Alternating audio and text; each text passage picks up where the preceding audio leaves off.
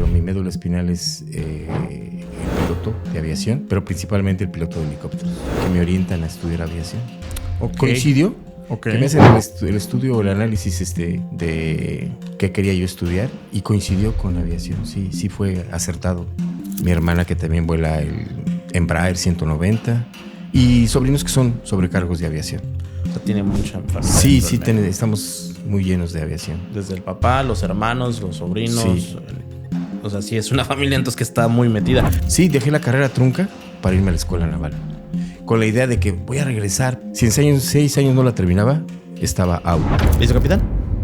Buenos días. ¿Cómo está, mi capitán? Todo bien, gracias a Dios. Bueno, ¿puede presentársenos cuál es su nombre, de dónde es y cuál es su profesión?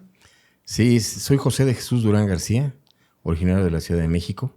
Tengo 67 años y estudié para piloto naval, pero por las mismas circunstancias del medio militar, pues tuve que estudiar otras carreras, pero mi médula espinal es el piloto de aviación, pero principalmente el piloto de helicópteros. El piloto de helicópteros, excelente. Entonces vamos a empezar hablando de José Durán, si le parece, en la Ciudad Gracias. de México. ¿Usted es de qué parte de la Ciudad de México en específico? Ahí por Aragón, Okay. cerca del aeropuerto. Cerca del aeropuerto. O sea, siempre ha estado cerca de algún aeropuerto de alguna manera. Sí, de alguna manera ha sido el atractivo en mi vida. Cuando era usted un niño, ¿usted tenía noción de que sí quería estar en la aviación? Afirmativo, siempre por la cercanía del aeropuerto, Ok. fui atraído, magnetizado por la aviación. ¿Cómo era? ¿Cómo era usted de niño? ¿Era muy inquieto? ¿Era muy tranquilo? Sí, era muy inquieto. Entonces, como yo tenía las inquietudes de la aviación, en ese entonces, estamos hablando de 1960, mi mamá me llevaba a los campos de Balbuena. Era el campo militar. Posteriormente, de ahí, del campo de Balbuena atrás, construyeron el Aeropuerto Internacional de la Ciudad de México, que se estaban secando el antiguo lago de Texcoco.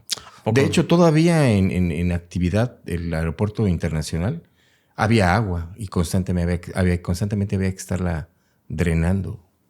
Ok, entonces hasta hace no muchos años había todavía mucha agua y creo que todavía es un problema, ¿no? Porque se sigue hundiendo por lo mismo, ¿no? Sí, toda la Ciudad de México está en un lugar que fue el lago. Un lago.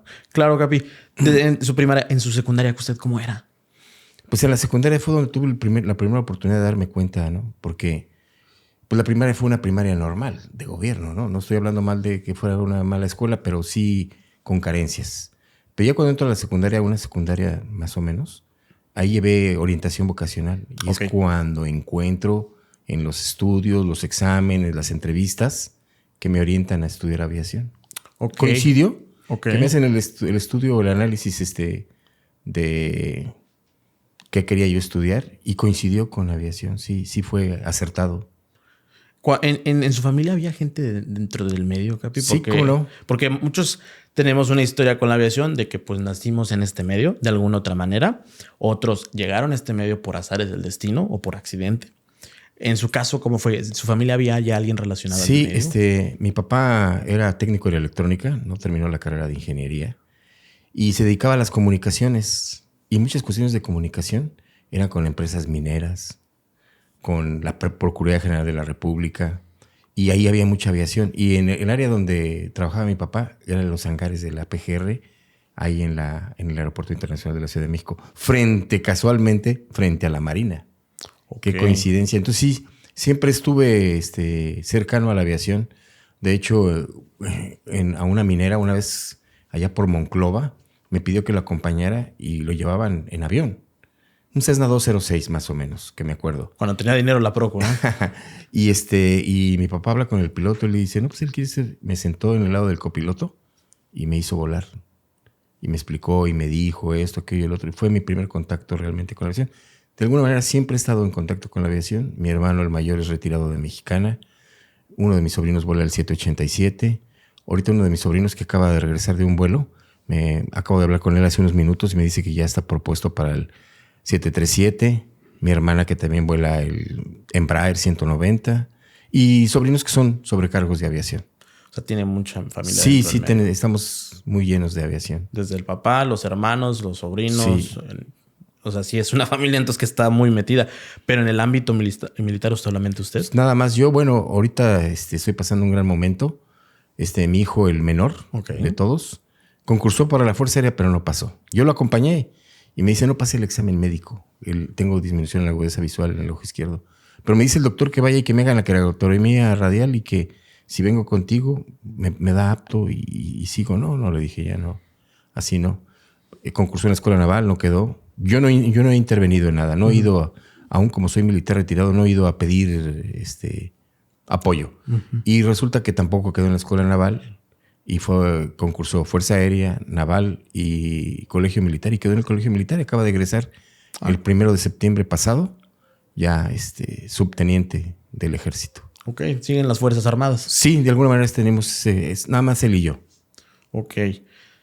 Entonces, de familia, pues digamos, dentro del medio, es usted un joven, secundaria, llega usted a la preparatoria, en ese momento bachiller, ¿y cómo empieza su camino? ¿Es usted cómo era el bachiller? ¿Y hace el bachiller dentro de las Fuerzas Armadas o cómo es? Porque sé que hace años era distinto, que podías entrar, creo que hasta con la secundaria. Con la secundaria. Bueno, originalmente entraban con primaria, al colegio militar, a la escuela naval y a las escuelas militares con primaria. Imagínate cómo ha ido evolucionando.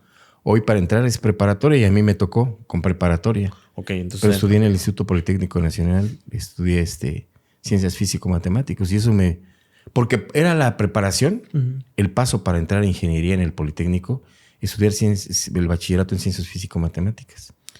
Ok, entonces usted termina la prepa en un vocacional. Sí. En un vocacional. Del Politécnico.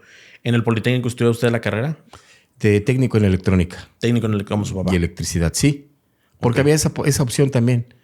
Desarrollarme. Y efectivamente cuando terminé la preparatoria o el bachillerato, aquí le llaman preparatoria, bachillerato ya vocacional, me consiguió un trabajo mi papá y estuve trabajando para una empresa particular o una empresa privada de electrónica. Ok. Un tiempo en lo que transicioné de la vocacional a ESIME, Politécnico. A ESIME. ¿Cuánto tiempo estuvo usted en el Politécnico ahí? Yo llegué, 6 años estuve en el Politécnico Nacional. Hace un buen tiempo. Sí, dejé la carrera trunca para irme a la Escuela Naval. Con la idea de que voy a regresar, pero recordemos que las escuelas, yo no sé cómo le han hecho a algunos. Yo una vez que ingresé a ESIME, tenía 6 años para terminar la carrera. Si en 6 años no la terminaba, estaba out. Okay. No sé cómo sean en otras escuelas. Sé que hay gente que ha hecho carreras hasta en 14 años, ¿no? Sin comentarios, ya sabemos de por aquí. Y ya no pude regresar al Politécnico, pero todo eso fue un bagaje para mí que me ha dado los conocimientos y el éxito de alguna manera personal en la aviación. Nunca yo he tenido un incidente, ni un accidente, ni nada. Y he sorteado las situaciones difíciles bien. Creo que toda esa preparación al final nos ha ayudado a todos porque aunque usted está en una parte más técnica, si hubiera estado en una parte también a lo mejor más administrativa o una parte más operativa, todo eso va acumulándonos y va ayudándonos a tener un criterio más seguro en lo que hacemos, porque pues no es lo mismo ser un piloto que pues ve, escucha y aprende a un piloto que dice que sabe todo, ¿no? No, definitivamente yo tengo mis conceptos y los defiendo. Hay gente muy capaz, con muchos conocimientos, con mucha experiencia académica. Pero en el caso particular de la aviación, de la odontología, de la cirugía y otras profesiones, hay que combinarlo con conocimientos, pero principalmente con experiencia. Claro. Si no tienes experiencia para sacar un diente, si no tienes experiencia para volar, así tengas los conocimientos, un cúmulo de conocimientos tremendo. Entonces es fundamental. Conocimientos, pero principalmente experiencia. Por eso se deriva, ¿cuántas horas tienes de vuelo? Y es lo que te da la categoría. Claro. Porque ese es un reflejo de la experiencia. Y a veces es importante también la categoría del avión. O sea, si una categoría pequeña, mediana o grande. Pero todo el tiempo, aunque vueles por muy pequeño que sea, todos te dan experiencia. Porque muchos dicen, no, es que yo vuelo aviones grandes, yo vuelo y tú nada más pequeños. Ambos te dan mucha preparación, mucho raciocinio en qué hacer y qué no hacer. Porque no es lo mismo tener un equipo grande, y usted lo ha vivido con helicópteros grandes que con helicópteros pequeños. ¿Cuántas diferencias hay, no? O sea, pero bueno, hablaremos de eso más tarde.